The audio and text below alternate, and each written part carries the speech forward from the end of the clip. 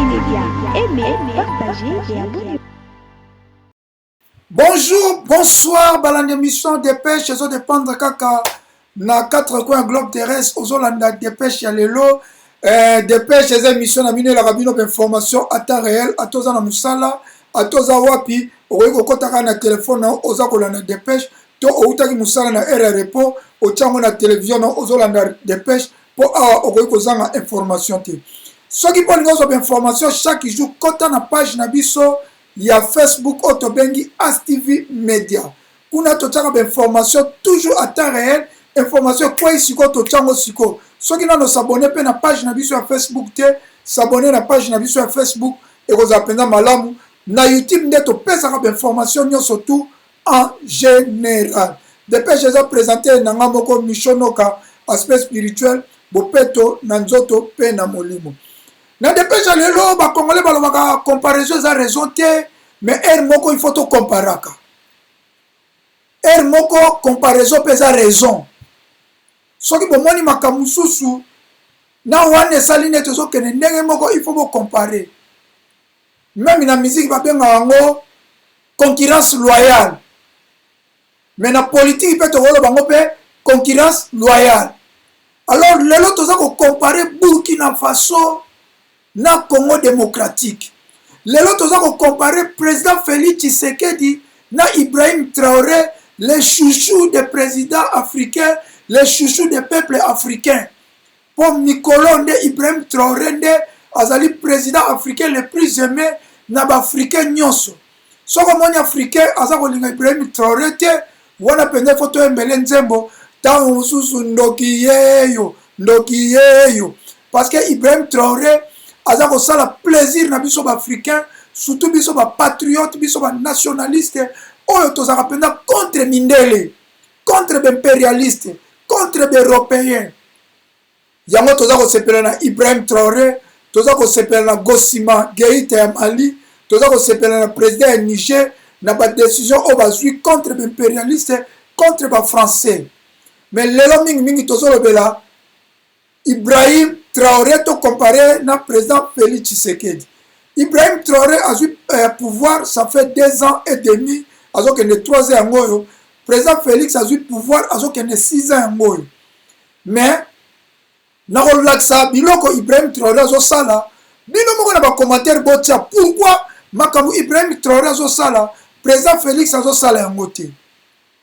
Batuzu wa Ibrahim Traoré azali président Félix a eu pouvoir na l'élection Ibrahim Traoré na Mandoki ozalozwi na l'élection ozalozwi na Mandoki ozaka président Moussa Laurent déjà azwaki na Mandoki Joseph Kabila pas azwaki na Mandoki kaka tant Moussa Koufi azwaki na dictature président Félix pas azwaki na deal na négociation ye na Kabila compromis à l'africaine alors ezaka ka bokonzi yango toza ko comparer lelo soko boy alors sala mokili na côté mususu Ibrahim Traoré akuti et par bango babenga ba terroriste biso ba rebelle Ibrahim Traoré a recruté ba jeune a sala peine na ba jeune ba ye baza ko futa ba jeune wana mbongo ba yaki plus de 50 000 jeunes Ibrahim Traoré a sali exploit a récupéré ba mboka ebele.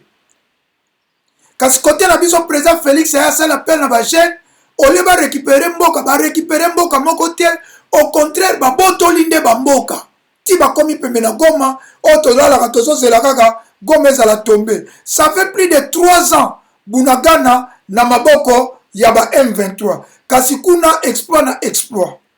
Ibrahim Traoré pourquoi azo sala ba exploit wana parce qu'il faut comprendre que l'impérialiste bazali contre ye, contre mboka na bango, accueilli par ba russe, accueilli par ba chinois, accueilli par ba turc.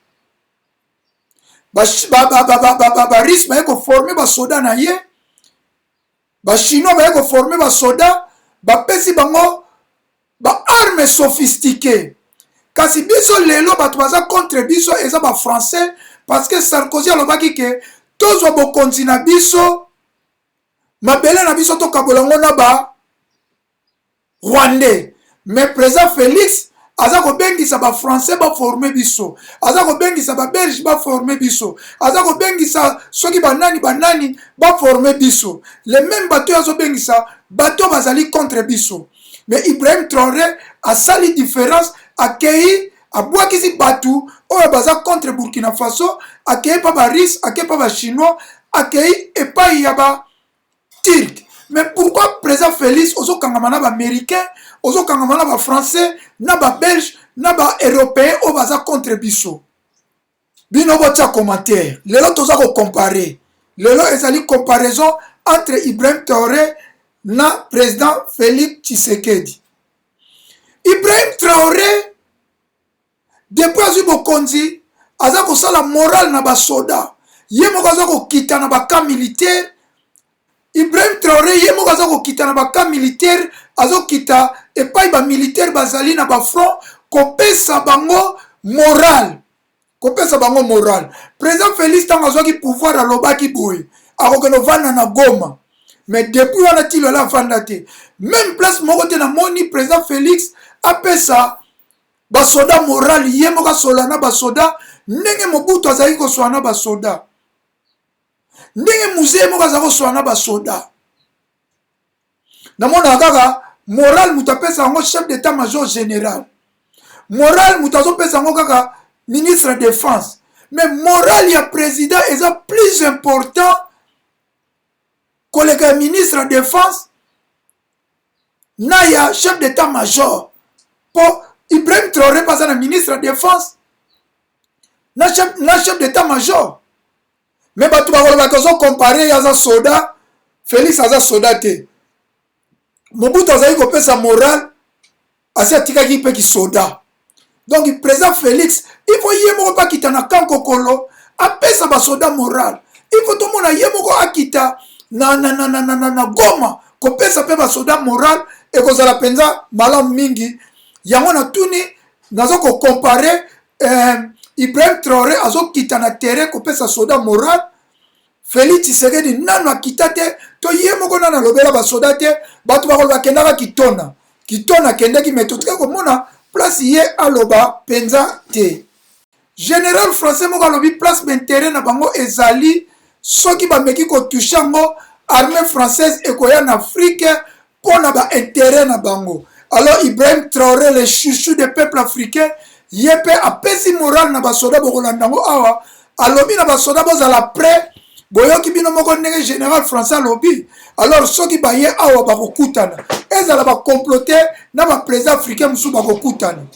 Mais pourquoi président Félix aza ko telemela ba généraux wana te ezala ba Sud-Afrique ya ba Uganda ya ba France azo telemela bango te ndenge Traoré aza ko telemela bango. Suka Kongola ko bakake comparaison n'est pas raison.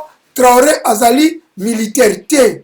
Président Félix pe il faut atelema yango émission lelo eza émission ya comparaison entre président Félix Tshisekedi na Ibrahim Traoré. Ibrahim Traoré a outi ko commander 500 engins de chantier na Chine. 500 engins de chantier na Chine ezali lelo toza na 2024. Ezali projet ya 5 ans. Donc na 5 ans il faut batonga 50 000 km de route. Ah, peuple congolais. Ce qui te compare aux autres comparer. A commandé 500 engins. Et ça projet à 5 ans. Donc il a demandé à 5 ans oyo. Président Félix a suivi. Sora lobia tonga 50 000 de route. A tonga po. Biso to l'équipe Burkina Faso na mbongo. En plus, Ibrahim Traoré lobby a sommi 500 engins. Aboyi ba compagnie, aboyi ba chinois, aboyi ba japonais. Alobi bana mboka mutu bakotonga nzela parce que aza na confiance a bana mboka po bakotonga nzela oyo ekoumela. Aboyi ba chinois batongela bango ba fonzela yango bango moko basombi 500 engins. Eko créer ba emploi. Pendant 5 ans bako créer ba emploi a traiter ba route wana. Mais biso na kini depuis président Félix azwa bazo baka atongi nzela lengesa. Atongi lengesa. A part lengesa nzela nini mususu asi atongi. 5 ans ezo ya projet nini ya nzela ezali 145 territoire nanu tomoni nzela te ntango bawabaka kotonga banzela na 5 ans président Félix banzela nanu ya babongolo eza nanu ya kokufa banzela nanu ya province ya ville ya Kinshasa eza nanu ya kokufa mbongo ebima 30 millions opération Kini Centrou ekenda wapi Nicolas Kazadi bauti kodetourne 400 millions to compare te yango tozo compare na 5 ans oyo Ibrahim Traoré azotonga 50 000 km de route président Félix na 5 ans oyo okotongela biso combien de kilomètres de route toza na posa toyeba président Ibrahim Traoré alobi azalaki kotambola na nzela amoni bamama batekaka manga amoni bamama asolo na bamama alobi na periode ya manga siko bamanga okoza koteka soki bamanga oyo basombi yango te bosalaka nango nini bamama babi soki toteki soki basombi bamanga te to epoli tobwakaka bamanga wana Ibrahim Traoré atali alobi eza perte ya bamanga Ibrahim Traoré azokomande izini ya fabrication ya baji ya bamanga ya babombo ya babombo ya bamanga ya babiskuit ya bamanga azokomande izini po olie bamama na babwakaka bamama na siko baperiode ya bamanga babanda koteka ngo na izini ya bamanga oyo Ibrahim Traoré azokomande izini ya fabrication ya jus de mangue ya babombo de mangue ya babiskuit de mangue ya ba ice cream de mangue oyo bobenga ba crème de mangue aza kofabrike izini bokolanda yango awa sikoyo biso na moma oyo bajus de mangue eza importe na baliban na baafrique du sud mpe soki otali bajus de mangue oyo bakongolais bamelaka na baalimentation ya congo ezali bafoji nga na kuta bapoto bajus wana kutu na mela yango te vomela mela ata bamasanga mosusu ya sukali kena mela bajus wana ya balibanais ya baindien eza bajus moko un jour eza koboma bakongolais oyo bamelaka yango eza mal fabriqué eza bajus ya mangue oyo etondi na baproduit chimique ebele dernièrement tomonaki na congo banana epoli mais jamais na gouvernement congo ya président Félix baza ta na pensé te basomba usine ya fabrication ya bajus d'anana to ya bajus de mangue jamais mais 400 millions détournés na Peter Kazadi chaque jour détournement na détournement bokolanda Ibrahim Traoré ndenga asolo na mama président Félix Ibrahim Traoré azo préparé usine ya fabrication ya jus de mangue et la création d'emploi na projet na yo na 5 ans oyo ba anane za ko pola to mona ki ba anane zo pola est-ce que boza na idée te ya ko créer usine ya fabrication ya jus d'anana ya ba jus de mangue toza ko comparer kaka Ibrahim Traoré na président Félix botana ba commentaire Ibrahim Traoré na président Félix nanyo azo travailler bien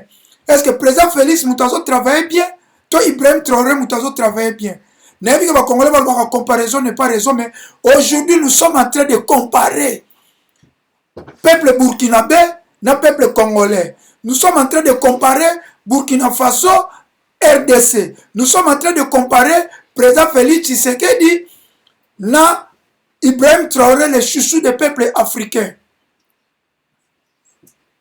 Bon, dans commentaire, na makambo nazoloba awa. Na président Félix na Ibrahim Traoré na nazo travailler mieux na mboka na ye ba chef coutumier ba visitaki Ibrahim Traoré ba kendaki ko pesa ba félicitations baza sima na ye baza ko apporter main forte mais oya biso ba chef coutumier to mona ki bango ba keinde ko pesa président Félix ba kisi ba bokoko ba nini njoka ne ba chef coutumier il faut boya ko porter main forte que toza na kosa ba tracteur to sala bilanga.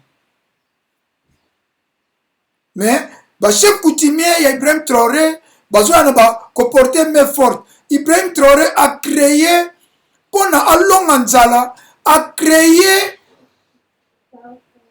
makamba agriculture, a développé l'agriculture dans Mbokane, bako importer les sous, ba fruits même ya ba fraise té, ba biloko ko liate à part ba blé oyo, ba tindela ki bango na Russie. Bango mo bazo comme premier producteur ya blé en Afrique.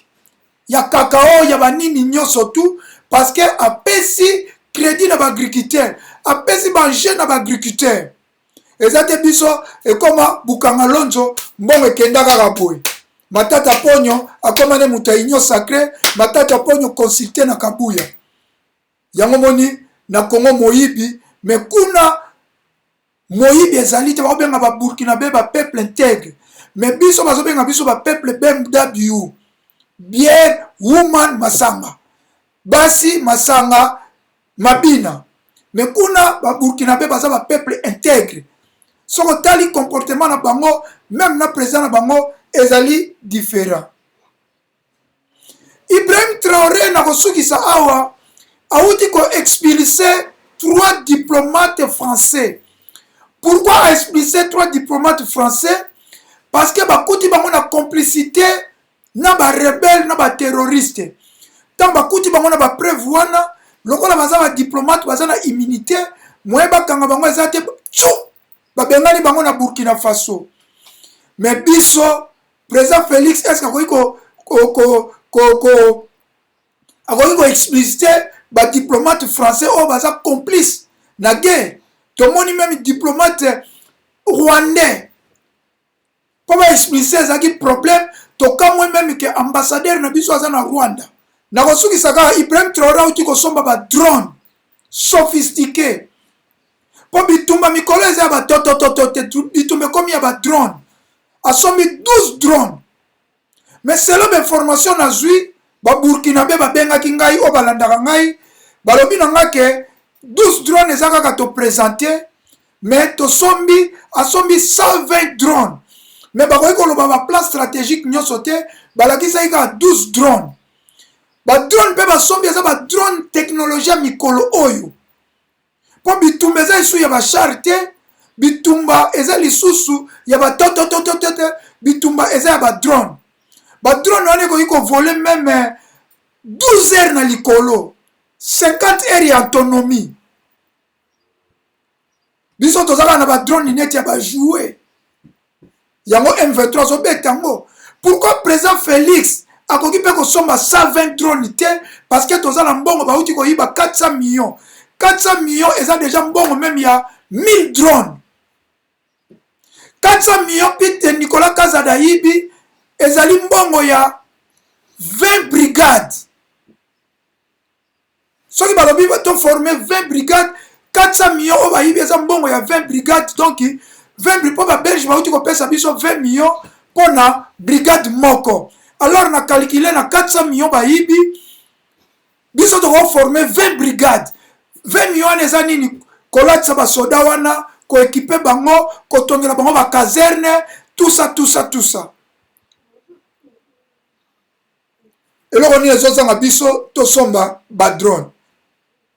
Mais pas na biso kaka moyibi. Alors sans plus tarder to landa ba vidéo ya Ibrahim Traoré boyoka eza na français moyen interprété ezalité tolanda makamyo sona lobi awa elobami na français congolais nyo sona lobi ayoka ka français pour congolais nyo sa soka ta suki na 6e primaire akoyoka ta français ata difficulté ya mabako akolobezali ayoka ka français à part anglais nde na interprétaka. Vous allez commencer un nouveau cycle d'entraînement, la guerre de haute intensité. C'est à vous, chefs, officiers militaires, prenez ça en compte. Commencez à vous préparer pour la guerre de haute intensité. J'espère que je me fais comprendre. Ce n'est pas uniquement du terrorisme. Ouvrez l'œil. C'est beaucoup plus que ça. C'est une guerre de décolonisation. Et vous avez dû entendre ces derniers jours certains généraux ailleurs qui ont fait comprendre que s'il faille qu'ils viennent avec leurs armées nous recoloniser, il faut qu'ils viennent. Eh bien, préparez-vous à la guerre de haute intensité. Soit ils viendront eux-mêmes, soit ils passeront par leurs valets locaux qui sont ici pour essayer de troubler notre quiétude. Donc quiconque, je dis bien quiconque, que ce soit le terrorisme ou toute autre armée qui doit venir troubler notre quiétude, nous devons nous préparer à les accueillir sur de long terme et intensement. Voilà pourquoi je vous dis, préparez-vous à la guerre de haute intensité. C'est là dans la langue nationale parce que nous sommes en train d'affirmer actuellement notre souveraineté. Et vous avez bien suivi que nous faisons la promotion de nos propres langues et de nos cultures. Donc voilà pourquoi nous avons choisi de baptiser cette promotion donc, dans une langue nationale. Faso Kanou, pour le traduire en français, ça veut dire patriotisme. Ce qui veut dire que normalement le militaire est le patriote par excellence. C'est quelqu'un qui accepte de se sacrifier pour la patrie, donner sa vie pour la patrie. La lutte engagée actuellement pour la décolonisation et cette lutte implacable contre l'impérialisme impose que nous puissions joindre la guerre, le développement et aussi la culture du patriotisme et de l'intégrité. Donc l'armée, à travers cette promotion, devra désormais prendre en compte cette mission afin d'affermir les liens avec la population civile, de cultiver ensemble le patriotisme, l'intégrité, pour que notre patrie demeure. À ces jeunes officiers, comme vous avez pu constater, leur formation a été réduite, mais le contenu a beaucoup évolué pour prendre en compte certains retours d'expérience de la guerre que nous menons actuellement. Mais la formation va se poursuivre parce qu'à partir d'ici, ils continueront donc pour faire corps avec les sous-officiers et les militaires durant pendant un bon bout de temps avant d'être projetés. C'est de les dire, comme les conseils qu'on les a prodigués, d'être des meneurs d'hommes, d'être des patriotes, des hommes intègres, de mener leur service jusqu'au sacrifice suprême aux besoins, avec toujours en tête la patrie. C'est le message que j'ai pour eux et les souhaiter. Depuis toutes ces années, nous passons chaque année le temps à dépenser des dizaines de milliards à l'extérieur pour pouvoir nous habiller. Les forces de défense, les forces de sécurité. D'ailleurs, c'est compliqué de pouvoir s'habiller à ces coûts-là. Donc nous avons décidé de transformer notre coton sur place pour pouvoir habiller en priorité les forces de défense et de sécurité burkinabé, mais aussi les forces de sécurité en Afrique qui souhaitent en tout cas s'approvisionner ici au Burkina Faso. C'est un processus d'industrialisation que nous avons enclenché parce que l'objectif est de transformer tout ce que nous produisons. Cette usine, c'est un exemple parce que depuis toutes ces années, nous passons chaque année le temps à dépenser des dizaines de milliards à l'extérieur pour pouvoir nous habiller. Les forces de défense, les forces de sécurité. D'ailleurs, c'est compliqué de pouvoir s'habiller à ces coûts-là.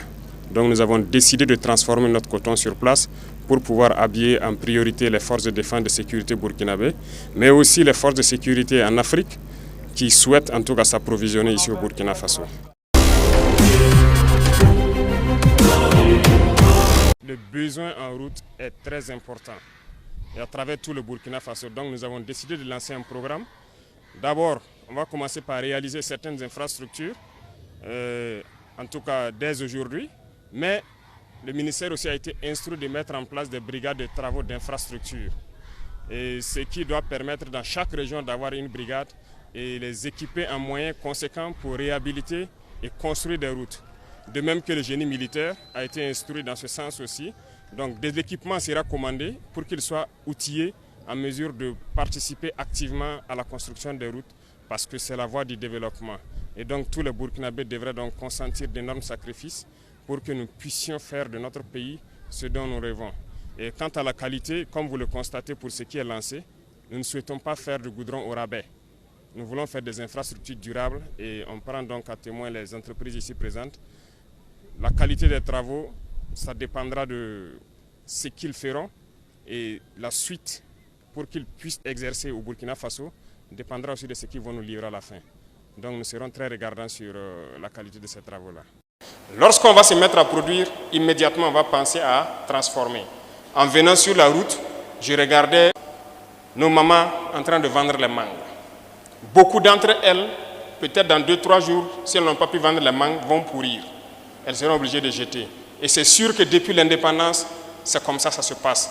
Lorsque la période des mangues arrive, voilà, quand on arrive à vendre, on vend. Si on n'arrive pas, ça pourrit, on jette. Pourquoi ne pas mettre en place une structure qui peut transformer cette mangue et que nous ne perdons pas ça?